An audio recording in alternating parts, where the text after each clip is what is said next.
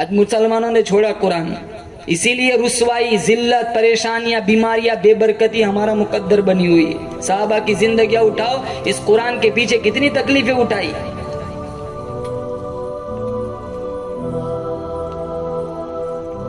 آج بچہ ماسٹر امتحان لیتا ہے بچے کا کہ بچہ فیل ہے یا پاس، پروفیسر امتحان لیتے، ڈاکٹر امتحان لیتے۔ خدا کی قسم، صحابہ کی زندگیاں جن کا امتحان اللہ نے لیا، جس کا ذکر اللہ نے قرآن میں فرمایا، کیا امتحان لیا؟ قلوبہم، دلوں کا امتحان لیا۔ کیا ملا؟ کہاں للتقوی، پرہیزگاری ملی، میرا خوف ملا، میرے محبوب کا عشق ملا، مخلوق کی خدمت ملی۔ کہا الہی یہاں تو ڈگریوں کا بڑا کریز ہے، تو نے ان کو کیا ڈگری دی؟ کہا لہم مغفرۃ واجر عظیم، میں نے ان کو یہ ڈگری دی، میری بخشش ان کے لیے، میری عطا، میری مہربانی ان کے لیے، میرا چاند سورج زمین آسمان ان کے لیے، میرا محبوب ان کے لیے۔ ارے دنیا والوں، میرے نبی کے دیوانوں کی بات نہ کرنا، یہ میرے لیے، میں ان کے لیے۔ مصر کی عورتوں نے یوسف علیہ السلام کے حسن کا جلوہ دیکھا، انگلیاں کٹا دی۔ قربان جاؤں صحابہ کی ایمان، عشق رسول پر، انہوں نے نبی کے جمال محمدی کو دیکھا تو گردنیں کٹا دی۔ آج صدیق کی صداقت، عمر کی عدالت، عثمان کی سخاوت، علی کی شجاعت کے لیے کون مار کھائے؟ اور مقام اتنا اونچا، ہمارے دروازے پہ کوئی بڑا آدمی آ جائے نا، پھولے نہیں سماتے، کتنے 200 گز زمین سے اوپر جلتے، کتنے ماشاءاللہ خوشی میں مر جاتے ہیں۔ دروازہ دیکھو مقدر صدیق کا، دروازہ صدیق کا ہے، دلہا امام الانبیاء بن کے آئے، دلہا امام الانبیاء تشریف لائے۔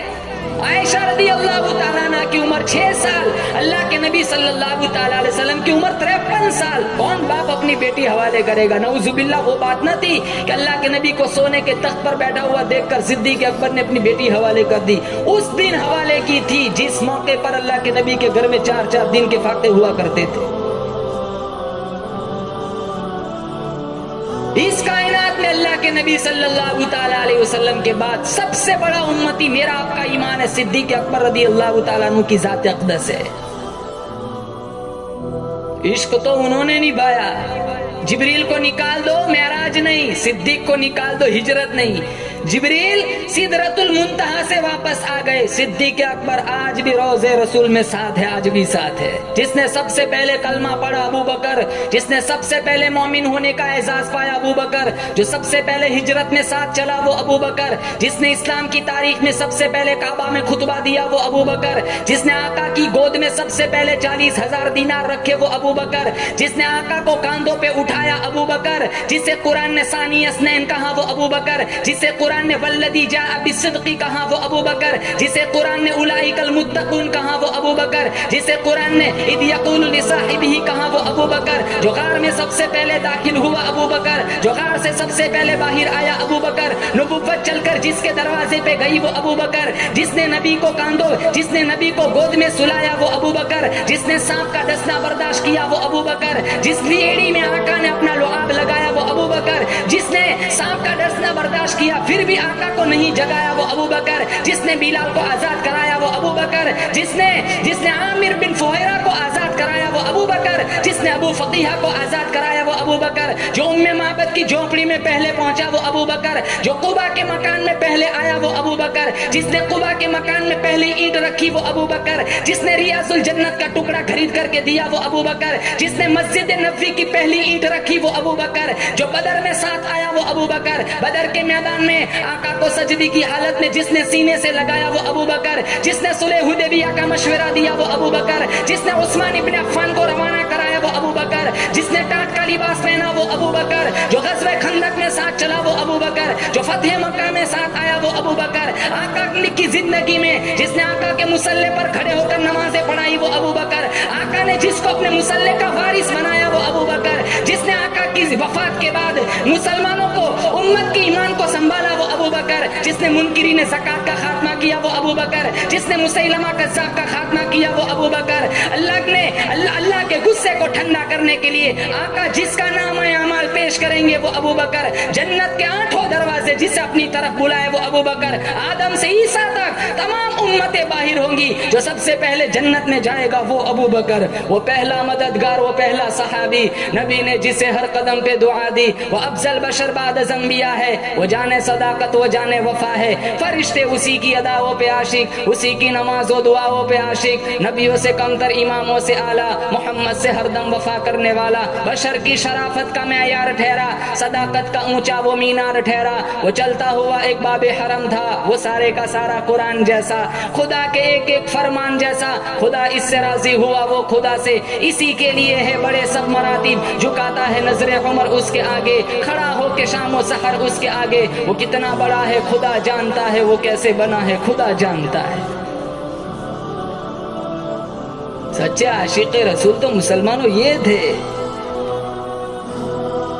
امام الانبیاء محبوب کبریا حضرت محمد مصطفیٰ صلی اللہ تعالی علیہ وسلم کو اللہ پاک جل شانہ نے ہجرت کا حکم فرمایا، پوچھا الہ العالمین یہ مکہ والوں کی امانتوں کا میں کیا کروں، یہ جو ہے یہ آٹا ہے، کچھ کھجور ہے، چاندی ہے، پیسہ ہے، آواز آئی او میرے محبوب فکر نہ کر میں نے سارا انتظام کر رکھا ہے، او داماد رسول او علی ادھر آؤ، یہ مکہ والوں کی امانتیں تیرے حوالے، مکہ والوں کا پیسہ تیرے حوالے، مکہ والوں کی چاندی تیرے حوالے، مکہ والوں کا آٹا تیرے حوالے، ارے میرے نبی کا بستر تیرے حوالے، او ابو بکر ادھر آؤ میرے نبی کی نبوت والی امانت تیرے حوالے۔ کتابوں میں لکھا ہے حضرت علی ہجرت کی رات نبی کے بستر پر جا کر سو گئے۔ آج کسی کے بیٹے کو پولیس والے پکڑ کے لے جائے، باپ کو نیند آتی ہے، ماں کو نیند آتی ہے، نہیں آتی، ساری رات کی نیند حرام ہو جاتی۔ اگر کسی کے بھائی کو پولیس والے پکڑ کے لے جائے تو بہن کو نیند آتی ہے، نہیں آتی۔ نبی کو تھوڑا سا بھی جان کا خطرہ ہو داماد رسول کو کیسے نیند آ سکتی ہے؟ حضرت علی کتابوں میں لکھا ہے سو گئے، حضرت علی نے اپنے اس عمل سے ثابت کر دیا، بلال ساتھ ہوتا تو خطرہ تھا، سہیل ساتھ ہوتا تو خطرہ تھا، سلمان فارسی ساتھ ہوتا تو خطرہ تھا، علی نے ثابت کر دیا میں ساتھ ہوتا تو خطرہ تھا، لیکن ساتھ چونکہ ابو بکر ہے، علی کا بھی یقین ہے، سارا جہان ایک طرف، اللہ کا بھیجا ہوا صدیق ایک طرف۔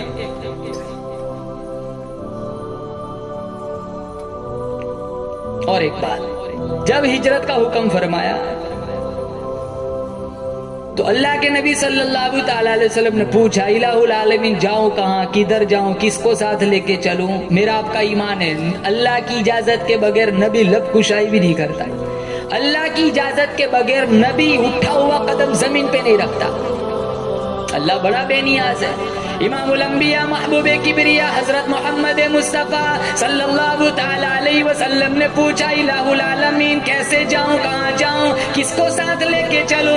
آواز آئی او میرے محبوب میں نے تیری نبوت کا ڈنکا 1,24,000 انبیاء سے بجوایا، ساری دنیا سے بجوایا، لیکن یہ تیرے ساتھ جو لگا ہوا ہے اس کے مقام کا بھی لوگوں کو پتا چل جائے۔ بلال تیرے دروازے پہ آیا، عمرو بن العاص تیرے دروازے پہ آیا، عثمان تیرے دروازے پہ آیا، عمر تیری چوکھٹ پہ آیا، او میرے محبوب او کالی کملی والے آج ہجرت والی رات صدیق اکبر کے یہاں تشریف لے چلو تاکہ دنیا والوں کو پتا چل جائے مقام صدیق کیا ہے۔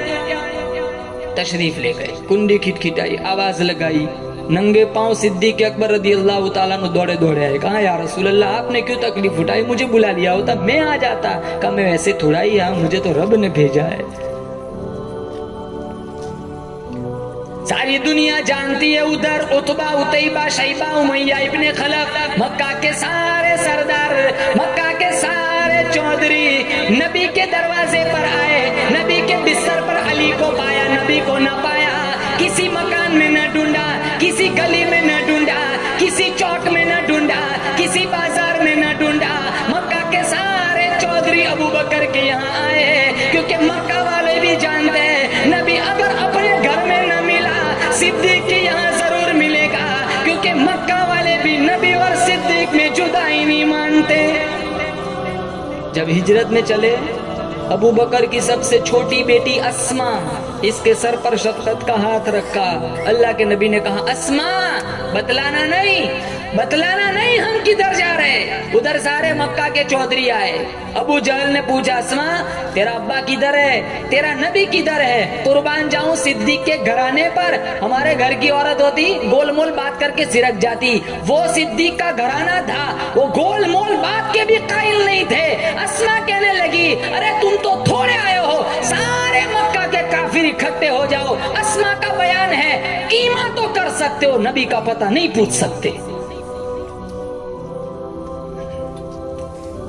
اندر چلی جاتی, بہانہ بنا کر امی سے پوچھ کے آتی ہوں, کنڈی لگا لیتی, جان بچ جاتی. پچھلے دروازے سے باہر چلی جاتی. اسما جانتی ہے کنڈی لگا لی جان تو بچا لوں گی, لیکن کل کوئی میرے ابا پر بزدلی کا الزام نہ لگائے. تو سارے مکہ کے چودھری آئے, کہا اسما تیرا نبی کدھر ہے, تیرا ابا کدھر ہے؟ اسما کہنے لگے جان کا سودا کر سکتی ہوں, نبی کا پتہ نہیں بتا سکتی. میں بالوں سے پکڑ کر پتھر پہ ماتھا پٹکا, خون کا فوارہ نکلا. اسما کہنے لگی مار ڈالو جان دے سکتی ہوں, میرا ابا اور نبی کا پتہ میں نہیں بتا سکتی. پھر اتنا حوصلہ دیکھا, یہ جذبہ دیکھا, وہ سارے چلے گئے. اسما کہنے لگی امی میرے آقا کو بھوک لگی ہوگی, ڈبہ تیار کر میں کھانا دینے جاؤں گی. جتنے لوگ حرمین شریفین گئے ہوں گے, غار سور پہاڑی دیکھی ہوں گی, کتنی اونچی پہاڑی ہے. اب تو سہولیات ہے, بیچ میں 3 ہوٹلیں آتی ہے, کھانا بھی مل جاتا ہے اور پانی بھی مل جاتا ہے. وہ اندھیری رات تھی, اسما زخمی جسم اور ڈبہ لے کر وہ ساری پہاڑی چلی ہے. اللہ کے نبی کے پاس پہنچی, پیشانی پر زخم دیکھا, کہا اسما یہ کیا ہوا؟ کہا مکہ کے کافروں نے مارا ہے. اللہ کے نبی نے دامن پھیلایا, ہاتھ اٹھائے, کہا الہی صدیق کے گھرانے پہ کرم فرما. اندھیری غار ہے, صحابہ میں سے کوئی نہیں, مکہ والوں میں سے کوئی نہیں, مدینہ والوں میں سے کوئی نہیں, اہل بیت میں سے کوئی نہیں. صدیق کی گود میں اللہ کے نبی کا سر ہے, اللہ کے نبی سوئے ہوئے ہیں. وہ ایڑی رکھی تھی سوراخ پر, وہ سانپ نے ڈنک مارا, ایک دفعہ نہیں کئی دفعہ ڈنک مارا. عقل کہتی ہے پیر ہٹا لے مر جائے گا, عشق کہتا ہے مر جا, محبوب کی نیند میں خلل نہ لا. جب کئی دفعہ ڈنک مارا, جب تکلیف حد سے زیادہ گزری, آنکھوں سے ٹپ ٹپ آنسو کو گرے, اللہ کے نبی کے روح مصطفیٰ پر, روح انور پر آنسو گرے. آج کسی کا بچہ روئے گا, آنسو اماں کی دوپٹہ پہ پڑیں گے. کسی کا بچہ روئے گا, آنسو نانی موسی کے کرتے پہ پڑیں گے. قربان جاؤں صدیق کے مقدر پہ, صدیق آنسو تیرے پڑ رہے ہیں روح مصطفیٰ پر. آپ نے آنکھیں کھولی, کہا صدیق کیا بات ہے؟ کہا سانپ نے ڈنک مارا, یہ اس کی تکلیف ہے. آپ نے لعاب لگایا اس جگہ, تکلیف ختم ہو گئی. مشکات شریف میں ہے صدیق اکبر رضی اللہ تعالیٰ عنہ کا جب آخری وقت آیا, یہی زہر لوٹ کے آیا تھا جو آپ کی وفات کا سبب بنا تھا. اللہ کے نبی نے پھر ایک فیصلہ سنایا, صدیق یہ ہے معاملہ غار کا, یہ ہے معاملہ غار کا. قیام ہے 3 دن کا, دشمن ہے میرے. تینوں لفظ سنو, قیام ہے غار کا, قیام ہے 3 دن کا, دشمن ہے میرے, پہرے داری تیری ہوگی, آرام میں محمد مصطفیٰ کروں گا.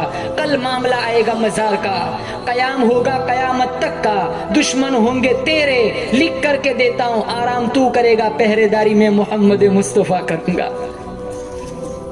آج معاملہ ہے غار کا, قیام ہے 3 دن کا, دشمن ہے میرے, آرام میں کروں گا, پہرے داری تیری چلیں گی. کل معاملہ آئے گا مزار کا, قیام ہوگا قیامت تک کا, دشمن ہوں گے تیرے, لکھ کر کے دیتا ہوں, آرام تو کرے گا, پہرے داری میں محمد مصطفیٰ کروں گا. صدیق کا عشق مسلمانوں دنیا میں اس کی کوئی مثال نہیں. غار کا ساتھی, مزار کا ساتھی, جنت کا ساتھی, کوثر کا ساتھی, جنگ کا ساتھی, امن کا ساتھی, کھانے کا ساتھی, پینے کا ساتھی. مسلمانوں ان صحابہ کی زندگیاں اٹھاؤ, اپنی زندگی کا رخ بدلو. قرآن سنو, گانا نہ سنو, نمازوں کی پابندی کرو. کتنے لوگ کورونا میں مر گئے, کتنے لوگ لاکھوں من مٹی کے نیچے, آج ان کا نشان نام مٹ गया, कितने लोगों की कब्रें पता नहीं कौन कहाँ सोया हुआ है। एक वक्त आएगा हमारा भी ये हाल होगा, हम कब्रों में होंगे। ये एक सुभान अल्लाह आज लोग सोए हुए हैं, सुभान अल्लाह सूरह यासीन फातिहा पढ़ने वाला कोई नहीं पहुंचता। हम इसलिए एहतिमाम करें, किताबों में लिखा है हर हफ्ते जो बंदा अपने माँ बाप की कब्र पे जाके सूरह यासीन पढ़ता है, अल्लाह इसको भी बख्श देता है, माँ बाप को भी बख्श देता है। एहतिमाम करे, कब्रस्तानों में जाए और उठते हुए जनाजे देखे, ऐलान सुने और अपने आप को नेकी के अमल पर डाले और ये नियतें करे कि आज इसका ये मौका है, कल मेरा वक्त आएगा, मुझे गुस्ल दिया जाएगा, कफन ओढ़ाया जाएगा, उठाया जाएगा जनाजा, पैबंद खाक किया जाएगा, मुनकर नकीर आएंगे, फिर पूछेंगे बता तेरा रब कौन है, बता तेरा दीन क्या था, बता तेरा नबी कौन था। मुसलमानों, आज मुझे और आपको ये तीनों सवालों के जवाब मालूम है, लेकिन लब उस वक्त तक खुलेंगे जब सारी जिंदगी कलमे के तकाजे के मुताबिक गुजारी होंगी। इसलिए नियतें करे, ऐसी जिंदगी न गुजारे, गुनाहों से अपने दामन को बचाए। नेकी करना आसान है, गुनाह से बचना बहुत मुश्किल है। नेकियां कम होगी वो चलेगा, लेकिन गुनाह नहीं होने चाहिए। मुसलमानों, गुनाहों से अपना दामन बचाए, मस्जिदों से जुड़ जाए, कुरान से जुड़ जाए और अखलाक हसना आलिया, अखलाक हमीदा के साथ जिंदगी गुजारे। दुआ करता हूँ अल्लाह सबकी हाजिरी मंजूर फरमा।